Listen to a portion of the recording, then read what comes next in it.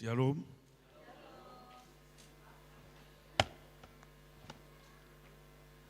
Selamat pagi Bapak Ibu, ini masih suasana masih tahun baru ya. Tahunnya masih baru, kita baru saja meninggalkan tahun 2025. Tentunya yang banyak kenangan, kenangan pahit, kenangan manis. Sudah bekerja bersama-sama, hari ini kita kembali ketemu dalam ibadah raya yang habis ngelencer, sudah ngelencer, habis ngelencer pulang wajahnya apa? Sukacita ya. Tadi pagi saya itu ngantarkan istri saya itu ikut senam olahraga itu ya. Ada taci-taci satu mengeluh, aku pulang dari ngelencer sakit aku.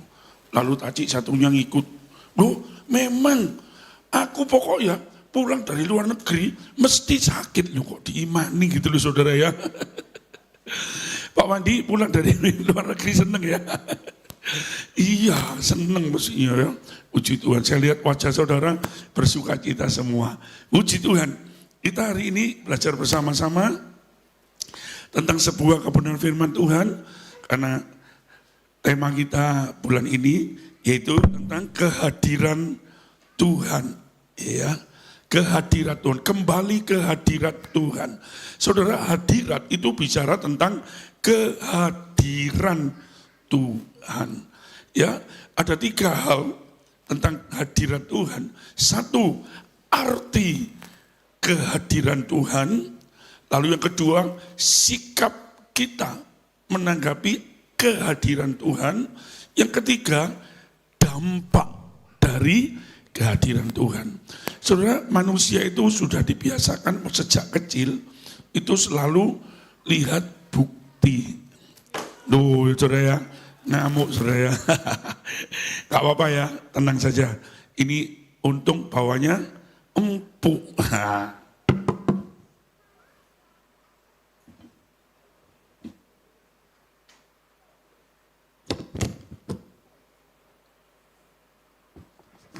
Sudah gak usah keyboard aja wes, suwen ya. Ya puji Tuhan, ini gangguan sedikit saudara, enggak apa-apa. Namanya kita belajar ya semua ya. Saudara, yang ketiga itu adalah dampak dari kehadiran Tuhan. Kalau sikap kita itu sudah disampaikan oleh Bapak Gembala ya, minggu lalu ya. Nah, kita mau belajar bagian yang pertama, yaitu arti kehadiran Tuhan. Ya, saudara, mari kita belajar kehadiran Tuhan itu apa, maksudnya apa gitu ya. Ayo kita buka sebagai dasar ayat firman Tuhan dalam Injil Matius pasal 18. Di situ ada 2 ayat 19 dan ayat yang ke-20. Injil Matius 18 ayat 19 dan ayat 20. Cuma 2 ayat kita baca sama-sama dengan suara keras. Siap? Loh kok kan siap ini saudara? Mingkem.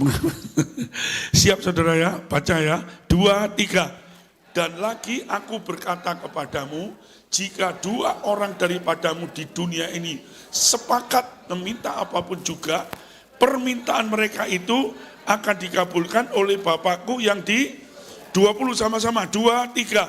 Sebab di mana 2 atau 3 orang berkumpul dalam namaku, di situ aku ada. Aku ada.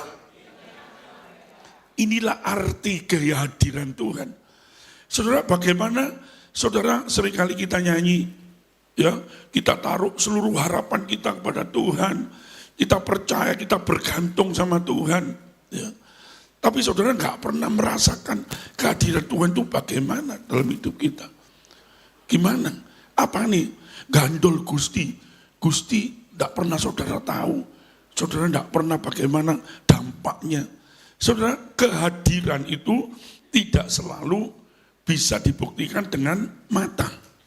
Buktinya, saya turun di sini ya. Ya. Saya merasakan di sini, ini ada hawanya, ada angin dari AC ini. Saya tanya, ada yang lihat? Ada yang lihat? Nggak bisa. Tapi dampaknya ada. Saya kalau di sini lama-lama melungker saya, dingin. Demikian juga kehadiran Tuhan. Seringkali manusia itu, Pak, kita ini sudah mulai kecil dibiasakan lihat bukti, Pak. Makanya untuk belajar iman itu proses. Sama-sama ngomong proses. Nggak bisa instan. Ya, saya baru membimbing orang yang baru percaya sama Tuhan. Ya memang suatu angel, kadang-kadang ono ngeyele. Maklum, karena apa? Belum mengerti. Sudah dibiasakan semua lihat bukti. Loh, kok Josen percaya? Yo percaya aku. Tapi, loh mesti ono tapi. Kenyataan ini loh. Saya ini terbentur dengan kenyataan. Selama iman kita terbentur dengan kenyataan, artinya engkau belum menikmati apa artinya kehadiran Tuhan. Saudara, di ayat 19 tadi, ini pernah dibahas oleh, di sini ya, doa malam ya, oleh Bapak Pendeta Samuel Sianto. Tentang doa sepakat. Ya, sepakat itu berarti setuju, sehati. Namanya sepakat itu, ya kalau ayo kita jalan. Ya, saya ini biasa jalan pagi ya. Sama ini Bapak Andri ini ya, teman saya jalan pagi, kuat ini. Ya, kalau jalan dia udah kesel ini ya. Ayo jalan, kita sepakat. Dari piro putaran, dari 2 putaran. 2 putaran itu waduh saudara ya. Itu kalau ditempuh jalan cepat, itu 1 jam 1/4. Sikil sampai teklek. Tapi kita sudah sepakat, jalan enggak? Jalan. Karena kita sudah tahu kemampuan kita. Oh bisa, ya wis jalan. Sepakat. Ya. Bagaimana orang bisa berjalan bersama kalau enggak sepakat? Nah ini Tuhan kasih contoh. 2-3 orang sehati sepakat minta apapun, permintaan mereka dikabulkan oleh Bapakku yang di surga. Dan ayat 20, inilah penyebab doa kita dikabulkan itu ini sebabnya ayat 20 ini. Sebab itu berarti menerangkan ayat di atasnya. Kenapa doanya kok dijawab sama Bapa di surga? Ini ada sebabnya. Sebabnya itu ayat 20. Sebab di mana 2-3 orang berkumpul dalam namaku, di situ aku ada. Jadi jawaban doa itu adalah dari apa saudara? Kehadiran Tuhan di tengah-tengah kita. Saudara ya, kalau saudara lihat arti kata per kata dari di mana Tuhan kata aku, yaitu Tuhan ada di tengah-tengah mereka. Inilah arti kehadiran Tuhan. Aku, ya ini pakai bahasa aslinya itu ime, jadi ego emi. Itu Yesus, Musa pernah tanya sama Tuhan, siapa namamu Tuhan? Nek nanti orang Raja Firaun tanya, siapa yang mengutus kamu? Namamu siapa Tuhan? Namaku adalah aku, ego emi. Ini bicara tentang pribadi Allah sendiri. Yesus berkata, aku adalah. Selalu dia pakai aku. Dia tidak pakai kata ganti orang lain. Bukan mereka, dia. Tapi selalu menunjuk, akulah jalan, kebenaran, dan hidup. Selalu menunjuk jelas. Ya. Aku di dalam, bahasa aslinya N, di tengah-tengah meso, bukan misui orang ya. Mereka, di tengah-tengah mereka, auton. Ya saudara, jadi kehadiran Tuhan itu bukan sekedar simbol. Ya, kalau saudara ya, Bapak Wali Kota tidak bisa hadir, lalu simbol kehadirannya dirupakan apa saudara? Sebuah kata sambutan, cuma simbol. Bapak Wali Kota itu kok enggak? Enggak. Bisa dirasakan kehadirannya Pak Wali Kota? Tidak bisa. Jadi kehadiran Tuhan ini bukan sekedar simbol. Tapi ini apa saudara? Fakta. Oleh sebab itu ketika saudara tadi memuji Tuhan, menyembah Tuhan, itu kehadiran Tuhan itu seharusnya setiap kita bisa merasakannya. Setuju, katakan amin. Ini bukan basa-basi. Kita akan nyanyi dengan semangat. Anggur baru tercurah. Itu betul-betul ada hadirat Tuhan. Kehadiran Tuhan lewat kuasanya turun. Ya. Banyak anak-anak Tuhan sudah percaya Yesus. Mereka seringkali mengalami kegagalan. Ujung-ujungnya mereka tidak pernah mengalami. Loh Pak, saya setiap hari ke gereja Pak. Iya. Mungkin sebelah saudara menikmati kehadiran Tuhan. Ada yang berdoa sambil menyembah. Mereka bisa nangis. Ya.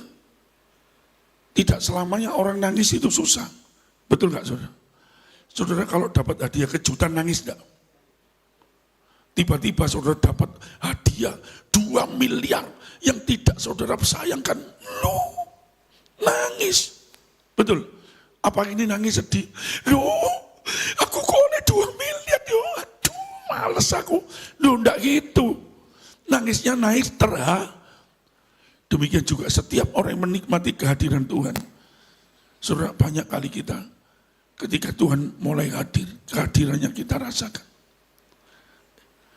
Nanti kita belajar dampak. Ini arti kehadiran Tuhan. Ya, jadi kehadiran Kristus sekali lagi itu bukan cuma sekedar simbol, tapi fakta, kenyataan, dan itu bisa kita rasakan. Sebab itu dia nyata.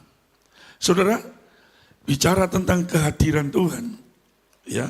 Saya mencatat di sini, ya, kehadiran Tuhan itu bisa dibuktikan lewat apa? Yang pertama, ada penyertaan yang sempurna.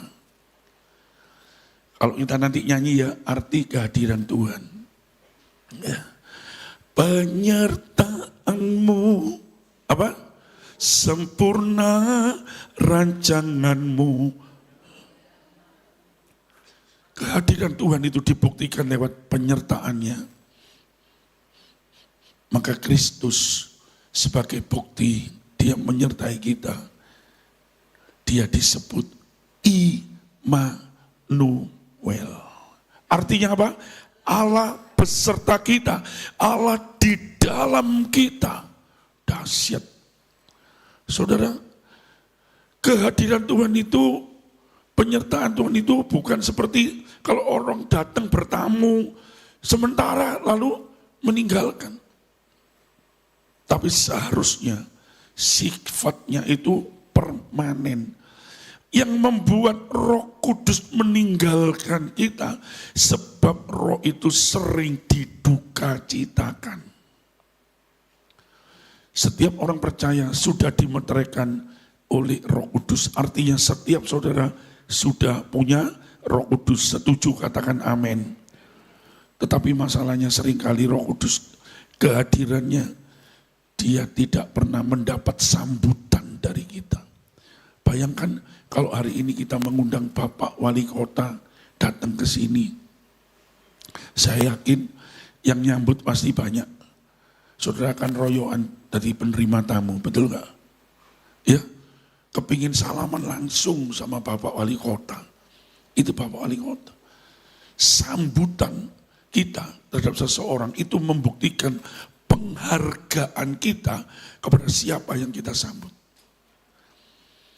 Kalau saudara lancang, ya, di saat orang ini sedang bicara, orang penting, lalu saudara ngomong sendiri, ya saudara berarti tidak menghormati orang itu. Di suatu persekutuan doa, ya, ini persekutuan doa ini di rumah, tapi jemaatnya kira-kira segini. Bayangkan saudara, ini di rumah, kebaktiannya hari Minggu jam 2 siang. Wayai orang apa? Waduh, itu tantangan. Adik sing datang tuh banyak yang sepuh, saudara. Tahu sepuh? Manulah, ya. Iki nek khotbah adik lemes-lemesan kabeh iso besar tidur kabeh ini. Waktu saya mau menyampaikan firman Tuhan, ada beberapa orang tuh ngomong dewi. Lalu wakil ketuanya, Orangnya tewekes gitu ya.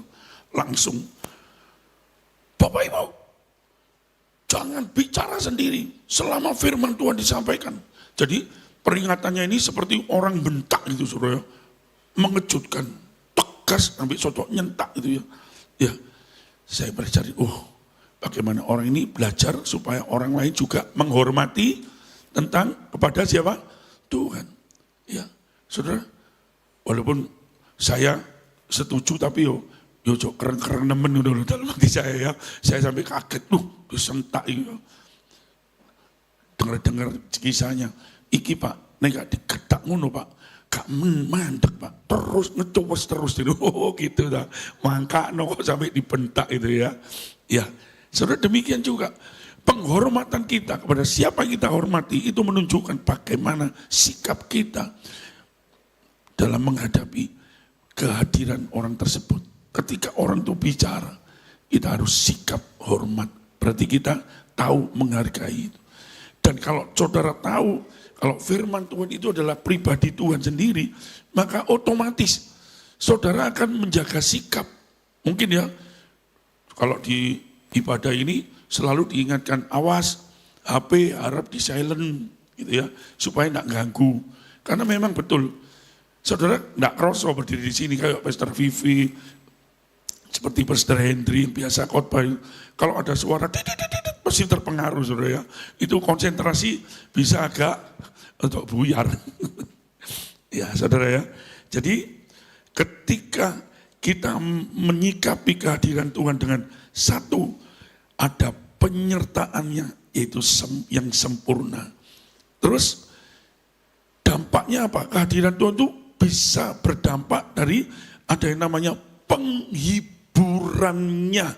Itulah sifat karya dari Roh Kudus. Ya, sang penghibur sejati. Bagaimana saudara tahu Tuhan itu hadir di tengah-tengah kita? Lewat yang kedua, ada penghiburan di saat kita susah. Saya kasih tahu saudara, penghiburan itu akan bisa dirasakan oleh seseorang ketika orang tersebut dalam keadaan susah. Betul ya? Semakin susah, penghiburan itu akan semakin berdampak. Tapi kalau saudara sudah happy, seneng, terus saudara dihibur, gimana? Opo? Brek. Saudara, orang yang lapar itu akan bisa menghargai enaknya, nikmatnya sebuah makanan. Kalau orang sudah kenyang, sekalipun itu makanan favorit, tapi saudara apa? Lu warak nih. Mau Pak, lu enak lagi, enak. Ya, orang Surabaya kan gitu ya. Enak, nek nemen jadi apa? Enak. Tambah pol. Nah. Tapi saudara sikapnya gimana? Temen kayak ngicip ya, ngicip lah titik lah. Yo enak yo enak. Enaknya gimana saudara? Datar. Tapi saudara lapar, dikasih enak tadi itu.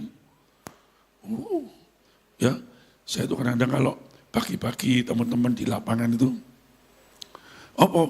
gedang goreng, males. Soalnya saya tidak suka gedang goreng. Ya, tapi martabak mihun, melayu sih aku. Soalnya apa? Senenganku. Tadi pagi itu di lapangan itu teman istri saya olahraga itu, Pak Johnson senenganmu, wingi gak gelem gedang goreng. Iki lho, OT. Waduh, saudara ya. Ya nih aku gelem aku disi, ndak sungkan-sungkan saya dikasih ya, saya ambil. Saudara, ketika seseorang menikmati penghiburan yang luar biasa itu di saat dia susah. Sebab itu ketika susah, ketika senang, harusnya selalu ingat siapa? Ingat Tuhan. Ojo nek seneng wis lali Tuhan. Tapi nek susah, susah. Tuhan kita tambah bodoh. Kehadirannya bisa dirasakan, kita buktikan kenyataan dalam penghiburannya. Dunia ini tempatnya susah. Ayub ngomong dunia ini lembahnya air mata. Tahu ya? Lembah air mata. Jadi seringkali kita diperhadapkan kepada kesedihan, susah. Oleh sebab itu Tuhan ngerti dengan kehadirannya yang selalu berkata, jangan takut. Ya, itu menghiburkan kita. Ketika kita respon dengan iman, ku tidak takut. Kenapa kita ngomong gitu? Karena kita meresponi akan firman Tuhan. Sebab kau besertaku. Ini alasannya. Karena Tuhan beserta kita, Immanuel. Penyertaannya sempurna. Sekalipun di tengah badai, di tengah-tengah kesusahan, Dia hadir lewat penghiburan sejati, lewat karya Roh Kudus. Tepuk tangan buat Roh Kudus, haleluya. Yang ketiga, saya catat ada dampak dari kehadiran itu adalah lewat karyanya di dalam melakukan mujizat-mujizatnya. Ini yang paling tinta ini ya, saudara ya. Betul, saudara menantikan mujizat? Iya. Pak, ini gak bisa Pak. Kalau secara hitung-hitungan mustahil. Ini cuma membutuhkan apa? Mujizat. Ya, saya dengar anak saya itu cerita kemarin, anu Pak, anak koncoe dulu. Ini gini, kasihan. Sejak kecil mengalami penyakit aneh. Jadi anak ini tidak bisa berbuat apa-apa. Ya, cuma diem, tidak ada respon. Kasihan.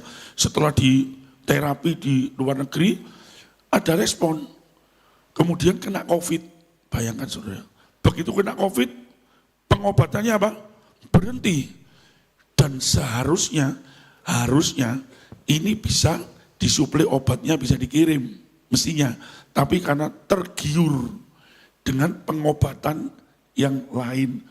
Yang menurut orang tersebut menyaksikan bahwa obat ini bisa langsung to the point.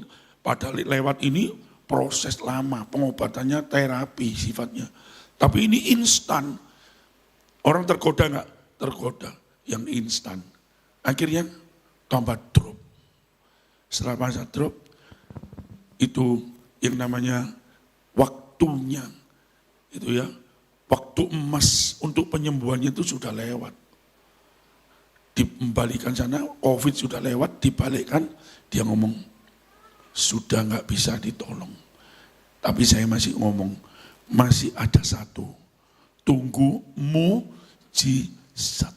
Mujizat itu adalah bukti dari kehadiran Tuhan. Jadi saudara omong kosong kalau saudara berharap mujizat, tapi engkau nggak pernah merasakan kehadiran Tuhan. Sebab itu mari di tahun 2026 kita kembali. Kita harus terus kembali jaga hubungan dengan Tuhan. Masuk hadirat Tuhan terus. Itu harus diupayakan. Saudara, kehadiran Tuhan itu, kalau saya boleh umpamakan, boleh satu tempat lah. Ya, satu tempat di mana kita harus aktif untuk apa? Mendatangi. Saudara, Tuhan gak pernah ngajari kita itu males. Enak-enak tidur, Tuhan, aku dulangan sama Tuhan, males makan sama Tuhan. Oh, tempeling ya Tuhan. Ya, enggak gitu. Harus ada sikap yang aktif. Karena kita ini kerja sama, kongsi. Saudara bayangkan, saudara kongsi sama seseorang, tapi orang itu tidak mau mengerjakan bagiannya. Saudara yang melakukan KB, tapi nek cuan, jaluk nomor 1, ini bagianku. Ini orang jaluk diselentik, ya, nakalan. Tidak boleh. Kita harus aktif. Saudara, Tuhan itu tidak jauh. Dia hanya sejauh doa. Maka yang kita upayakan apa? Berdoa. Betul ya? Tuhan tidak sejauh doa. Tuhan kok jauh? Tuhan mau enggak nak, aku enggak jauh nak. Begitu kau doa, aku dekat, aku ada padamu nak. Aku menyertai kamu. Tapi kita enggak mau doa. Cuma Tuhan kok jauh Tuhan? Kau enggak sayang aku? Ya, malaikat mangkel gundulmu, si ngomongnya bolak-balik enggak mau tindak. Iya, harus ada sikap aktif dari kita. Ayo, di 2026 kita tingkatkan jam-jam doa kita. Kalau sing amin, saudara ya. Amin. Iya, ayo kita tingkatkan. Dan ketika kehadiran Tuhan itu sudah berdampak, saya percaya saudara dan saya hari ini melewati apapun juga sudah ada jalannya, itu sudah Tuhan sediakan, sudah disediakan, bahkan berkat yang saudara butuhkan itu sudah disediakan. Ayo kita sama-sama ngomong, sudah disediakan. Nek sudah disediakan, saudara tidak mau ngambil, salamu iya. Saya mau makan, disiapkan makanannya. Tapi makanannya diteluk notok, kapan wareke? Tidak bisa kenyang, saudara cuma lihat tok. Ya, ayo hari ini saudara menikmati kehadiran Tuhan itu dibuktikan dengan apa? Saudara terus ada kerinduan, ada kemauan terus dalam hadirat Tuhan. Bukan berarti setiap hari saudara itu doa terus, lu enggak kerjolan. Nah ibu-ibu tiap hari doa terus, waduh, dandangi kak beluk, tahu dandangi kak beluk? Enggak ada yang masak nasi, ya. Nah ibu-ibu tuh doa terus siapa yang menyiapkan makanan untuk anak-anak, ya. Sambil masak, sambil boleh nyanyi, memuliakan Tuhan. Ya, saya yakin kalau kita nyanyi sambil masak, memuji Tuhan sambil masak, ya, yang sambil itu masaknya. Tapi memuji Tuhan jangan dibuat sambilan. Yang nyambil apa? Sambilannya apa? Masak. Sambil masak, memuji Tuhan. Berarti yang sini kayak sambilan apa? Masa ojo muji Tuhan, dengar Tuhan kayak sambilan. Dengar firman Tuhan cuma kayak sambilan. Apa buktinya? Firman Tuhan didengarkan pakai YouTube, ditaruh di pinggir, ditinggal sambil leye-leye, penghantar tidur. Ini sambilan. Banyak anak Tuhan kayak iso turu, ngurungono YouTube, khotbah, diluk siap turu, YouTube terus bicara terus, tak terusin denger siapa, bu bantal guling kasur, ya. Ayo kita hargai Tuhan.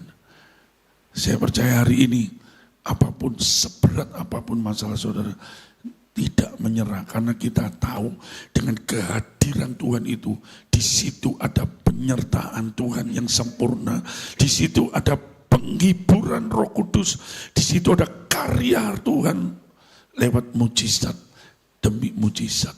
Sebab itu orang yang selalu berjalan di dalam kehadiran Tuhan terus menikmati, dia akan berjalan dalam mujizat demi mujizat. Seperti Yakub, dia datang pertama ke Betel, dia dirikan tugu, dia bernasar, Tuhan aku keluar dari rumah bapakku, tidak bawa apa-apa, cuma bawa tongkat sama baju yang nempel ini dulu, ya. Jadi koyok pelarian bambungan gitu ya, tidak bawa apa-apa. Tapi dia kembali lagi ke Betel dengan 2 pasukan kekayaan yang luar biasa. Yakub memenuhi ikrar janjinya, dia balik, dia dirikan tugu di Betel. Dia mengucap syukur, dia ingat kalau aku punya semua ini, itu karena Tuhan. So itu di tahun 2026 ini, ayo kita kembali ke hadiran Tuhan dengan rasa syukur yang luar biasa. Amin. Ngucap syukur, Tuhan 2025 sudah lalui. Lewat suka dan duka, banyak hal yang sudah terjadi. Saya bisa masuk di 2026 mengucap syukur. Mengucap syukur itu jangan cuma ngomong doang. Ucap syukur itu harus ada buktinya. Amin. Apa buktinya? Saudara semakin cinta Tuhan, semakin setia melayani Tuhan. Ya, kalau dulu, kalau sama Tuhan itu hitung-hitungan. Tahu hitung-hitungan? Medit. Kasar gitu ya. Sorry ya, saya ngomong to the point ya. sama Tuhan itu modit hitung-hitungan. Tapi tahun ini kita belajar bersyukur, memberi, belajar memberi. Lebih dari yang lalu. Mau saudara? Duh, Pak Josen ini ujung-ujungi kok masalah ini. Loh enggak ada pesan sponsor, ini Tuhan yang suruh. Ya, nanti saudara bisa buktikan sama syukur itu boleh. Lewat saudara ambil amplop, di belakang ada ucapan syukur. Saudara masukkan, saudara ngomong sama Tuhan, terima kasih saya bersyukur Tuhan. Ingat kebaikan Tuhan. Jangan cuma waktu butuh tok ingat Tuhan. Hari ini saudara diberkati. Semua yang hadir ini diberkati. Saudara bisa sehat, bisa seperti ini. Itu semua karena berkat Tuhan. Setuju katakan amin. Mau memberi ucapan syukur, amin. Amin ya. Nanti dibuktikan ya. Saya percaya nanti di belakang tuh amplop-amplopnya habis nanti Pastor ya. Karena apa? Kita belajar untuk itu cuma salah satu. Salah satu. Banyak hal yang kita lakukan. Bukan cuma masalah duit dok. Ya, belajar kita lebih lagi menjadi berkat bagi kemuliaan Tuhan. Amin. Saya undang pemain musik tampil ke depan.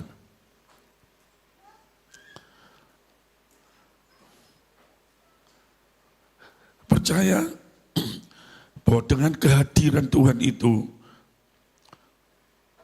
kita boleh tahu ada sesuatu dampak yang luar biasa yang terjadi lewat penyertaan Tuhan yang sempurna, lewat penghiburannya, bahkan lewat karya mujizatnya.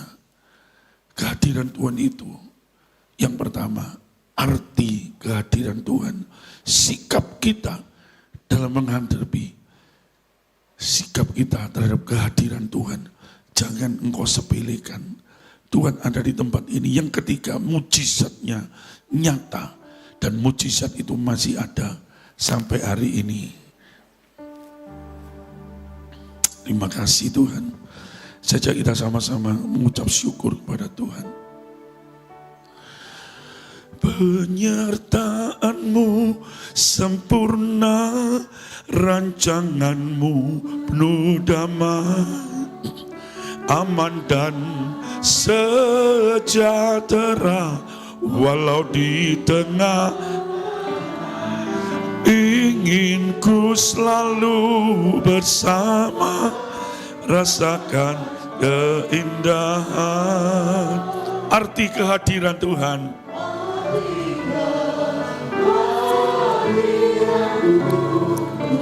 Penyertaan-Mu, sempurna, rancangan-Mu penuh damai. Amin.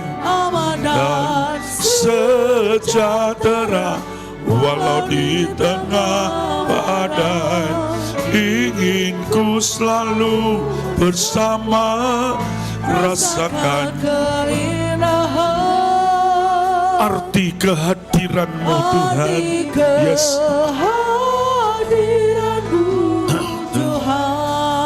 Sekalipun jalan-Mu memang tak terselami. Amin. Haleluya. Jalan-Mu tak terselami. Haleluya. Oleh setiap hati kami.